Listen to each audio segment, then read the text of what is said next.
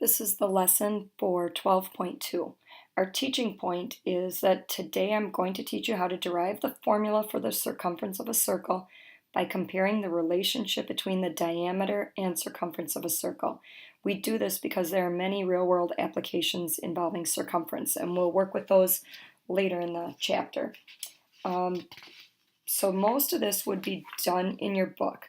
So the portion we're going to go through is now how to work with these formulas. So first of all, I have my boxes and bullets, and if I'm given a diameter, and we can see here D is for diameter, R is radius, both lowercase, C is a capital C because that's a formula for circumference.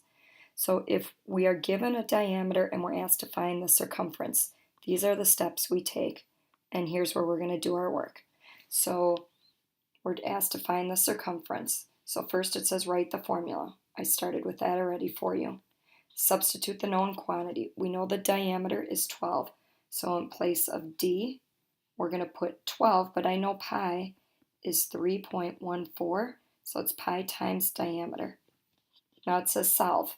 So again, on the right side of the equation, I can multiply, and we're always going to round to the nearest hundredth, and then add a label. Since this is centimeters, circumference is also centimeters.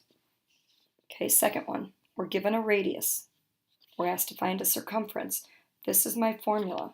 So first it says write the formula.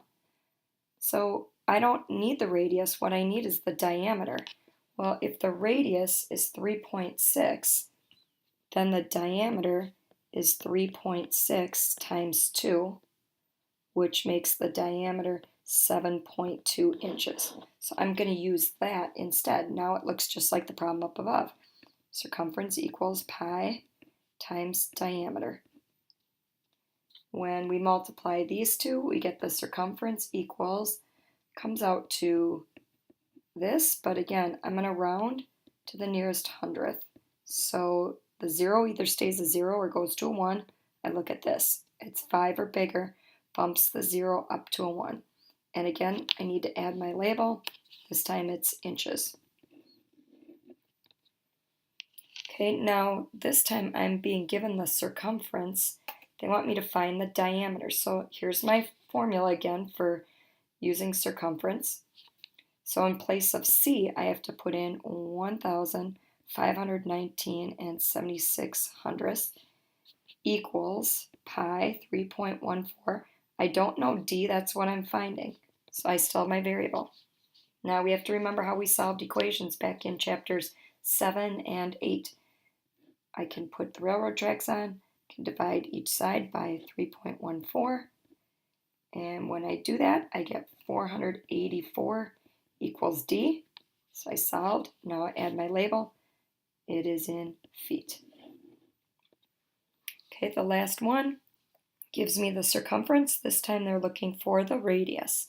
So we start with our circumference formula. Substitute your known quantities. So in place of C, I'm putting 43.96. Place of pi, 3.14.